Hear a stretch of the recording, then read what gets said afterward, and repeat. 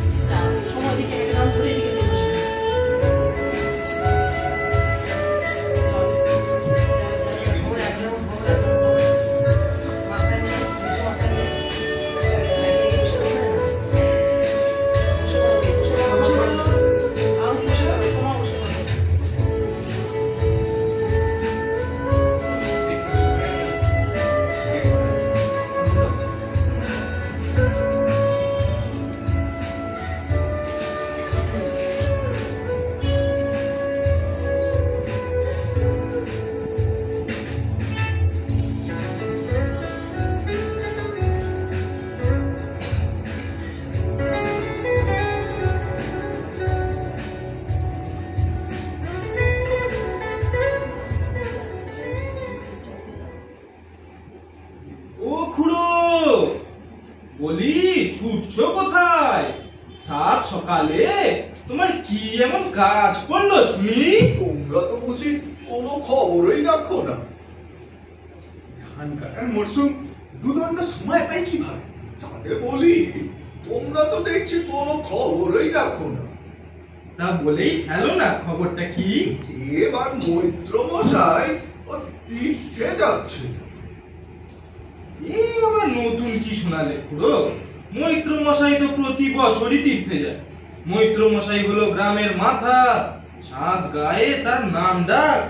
মৈত্র মশাই পুণ্য সঞ্চয় করবে না তো কি আমি তুমি করবো? না হে না, এ যে সে তীর্থ নয় গো, এ হচ্ছে সব তীর্থের সেরা তীর্থ, গঙ্গাসাগর। গঙ্গাসাগর কথায় বলে সব তীর্থ বারবার, গঙ্গাসাগর একবার। তীর্থে যাওয়ার তোড়জোড় শুরু হয়ে গিয়েছে গো। মকর সংক্রান্তিতে মৈত্র মশাই সাগর সঙ্গমে যাবে, তীর্থ স্নান করবে। আমারও বড় সাধ ছিল গো, আর কোথাও হোক না হোক একটিবার গঙ্গাসাগরে যাব। তা মৈত্র মশাই কি গিয়ে ধরলেই হয়? মৈত্র মশাই কি আর একা যাচ্ছে?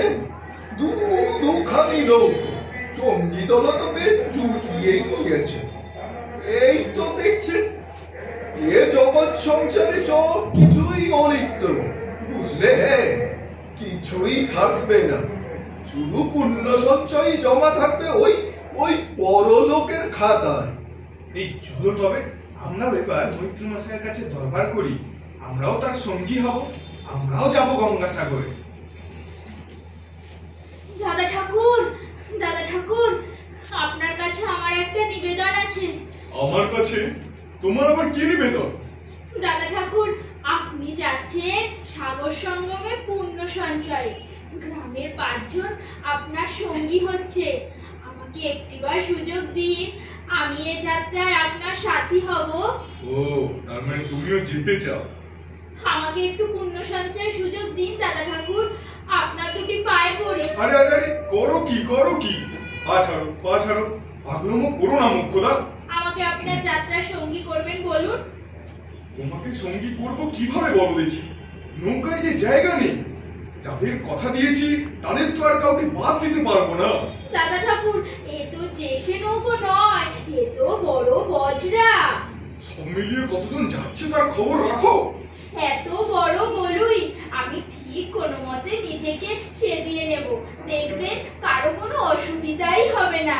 আপনার দুটি পায়ে পড়ি দাদা ঠাকুর, অবাগা বিধবাকে আপনি একটু দয়া না করলে আর কে করবে শুনি? আরে সে না হয় হলো, কিন্তু তোমার যে একটি নাবালক ছেলে আছে তার কি হবে শুনি? কে? রাখাল? ও, রাখাল নাম বুঝি? ও থাকবে অন্নদার কাছে। অন্নদা? মানে তোমার সেই বোন? তোমার ছোট ছেলে মা ছাড়া এতদিন থাকতে পারবে তো? কেন পারবে না? মাসি তো ওর সব। মাসি না থাকলে ও বাঁচতো নাকি?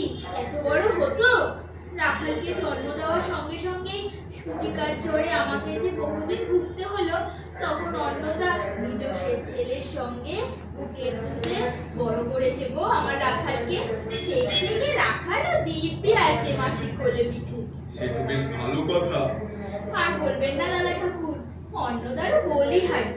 একটু বেশি বুঝি লাই দেয় রাখালকে। একটু দুরন্ত বানা করলে ছেলের কানটা যে মলে দেব, তার উপায় আছে? কোথ থেকে অন্নদা ছুটতে ছুটতে এসে কেঁদে কোলে টেনে নেবে। রাখাল আমার অন্নদার কাছেই বেশ থাকবে। সব নারীর ভিতরেই তো একটা মাতৃহৃদয় আছে নাকি? তাই বলছি দাদা ঠাকুর, আপনি একটু দয়া করুন। আপনি দয়া না করলে এ জীবনে বুঝি আর আমার পূর্ণ সঞ্চয় হলো না। ওখানেই আমি স্বামীকে হারিয়েছি। গায়ের মানুষ তো আমাকে সাপ সাপান্ত করে। মাঝে মাঝে মনে হয় আমার এই শরীরে অজান্তে যেন কোনো পাপ লেপ্টে রয়েছে। একটিবার গঙ্গাসাগরে ডুব না দিলে এ জীবনে বুঝি আর পাপ মুক্ত হলাম না। আচ্ছা ঠিক আছে ঠিক আছে, তাহলে যাও প্রস্তুত হও।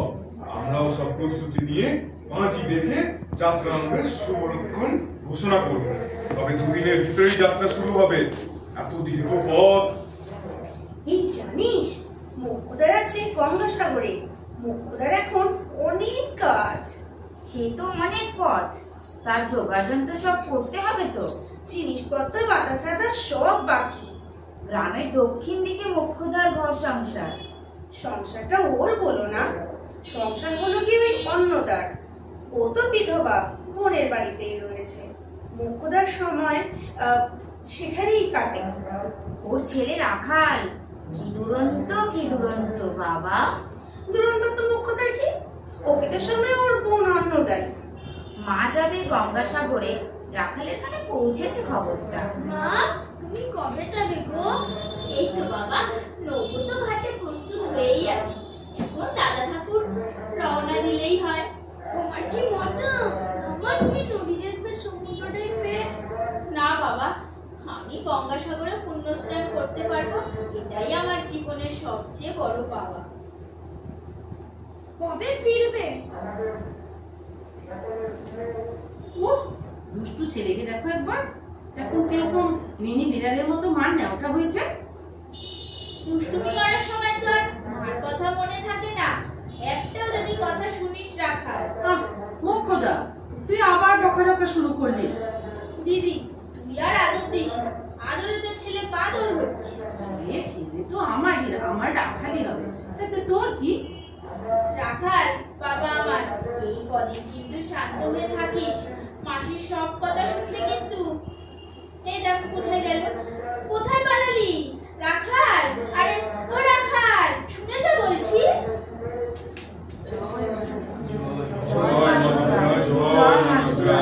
জয় মা দুর্গা। এইভাবেই দেখতে দেখতে এসে গেল সেই শুভক্ষণ।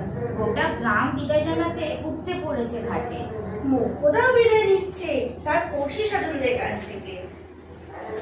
এ কি রাখাল, তুই নৌকোয় বসে কি করছিস? মা, আমি সাগর যাবো। ওরে দুষ্টু ছেলে, নেমে যা এক্ষুনি। সাগর আমি যাবই। নেমে যা এক্ষুনি। নামলি তুই?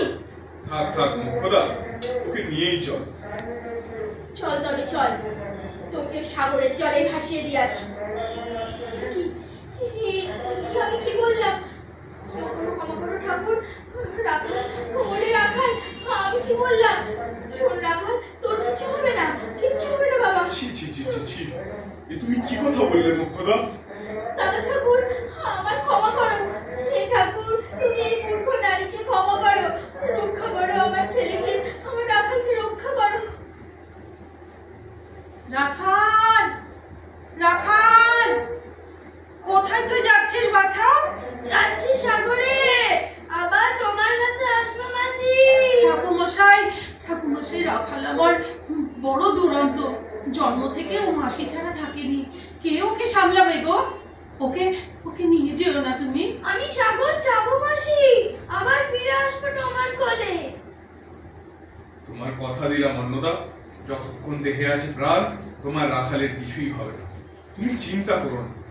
এখন শীতকাল, শান্ত নদ নদী, আর আমাদের চুরি নদীও তো শান্ত। পথের যাত্রীর মন শান্ত করে তুমি বাড়ি ফিরে যাও। কর্তা, এই বেলায় জোয়ার আসবে, নৌকো তীরে ফেরাই। ঠিক আছে, ফেরাও। এ কি রাখাল, তুই কাঁদছিস? মাসির জন্য মন খারাপ করছে, মা আর কদিন লাগবে? আমরা তো গ্রামেই ফিরছি, আর কটা দিন সবুর কর বাবা।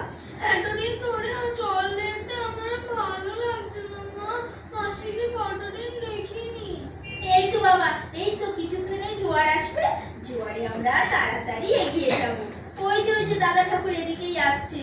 কর্তা, জোয়ার আসছে, নৌকো কি উত্তর দিকে খুলে দেবো? হ্যাঁ হ্যাঁ, খুলে দাও, ঠিক করে খুলো কিন্তু। জয় মা দুর্গা, জয় মা দুর্গা।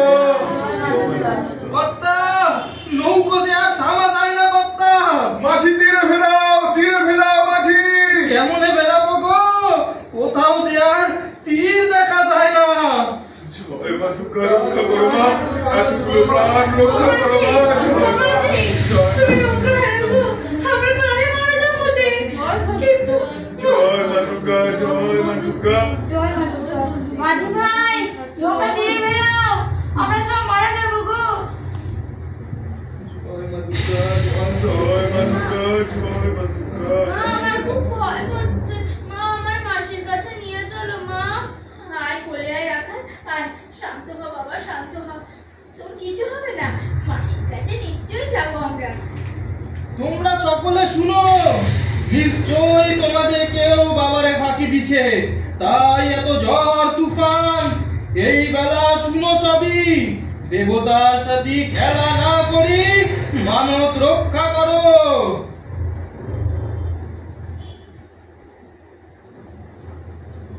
আমাদের কাছে তো যা যা আছে আমরা সব জলে ফেলে দিই।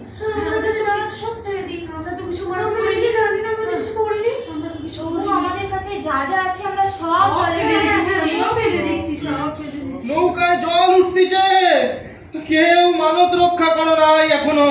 যদি বাঁচতে চাও তাহলে মানত রক্ষা করো, রক্ষা করো গো। এই মোক্ষদা নিজের ছেলে দেবতাকে অর্পণ করে চুরি করে নিয়ে যাচ্ছে। দাও, দাও তার ফেলে দাও। না না না না, আমি রাখালকে কিছুতেই দেবো না, কিছুতেই না। ওকে আমার অন্নদার কাছে ফিরিয়ে দিতেই হবে। না না দাদা ঠাকুর, রক্ষা করতে তো রক্ষা করে। আমি তোমার রক্ষা করতা না, মা হয়ে নিজের পুত্র দেবতাকে সোপে এখন আমায় রক্ষা করতে বলা। ওই ছেলে দাও, ছেলে দাও বলছি, ছেলে দাও, ছেলে দাও। মা গো মা, আমার খুব ভয় করছে মা, আমার মাসির কাছে নিয়ে চলো। সাবধান, ভঙ্গ করে এখন প্রাণ তুমি বিসর্জন দেবে। শোধ দেবতার শোধ। দাদা ঠাকুর, এই তোমার দুই পায়ে পড়ি দাদা ঠাকুর, রাগের বসে তখন কি বলেছি? ওগো অন্তর্যামী, এই মূর্খ নারীর কথা কি ঠিক হলো? সে যে কত দূর মিথ্যে তুমি কি বোঝনি ঠাকুর? শুধু আমার মুখের কথাই কি শুনেছো, মায়ের অন্তরের কথা কি তুমি শোনোনি? এই এই ওরে ছাড়ি দাও, ছাড়ি দাও বলছি, ছাড়ি দাও, ছাড়ি দাও, ছাড়ি দাও। আমি ছাড়বো না, আমি রাখালকে। মাঝি ভাই, ওকে নিয়ে যেও না মাঝি ভাই, ওকে নিও না গো, ওকে অন্নদার কাছে নিয়ে যাবো না। আমি কিছুতেই রাখালকে ছাড়বো না। রাখাল,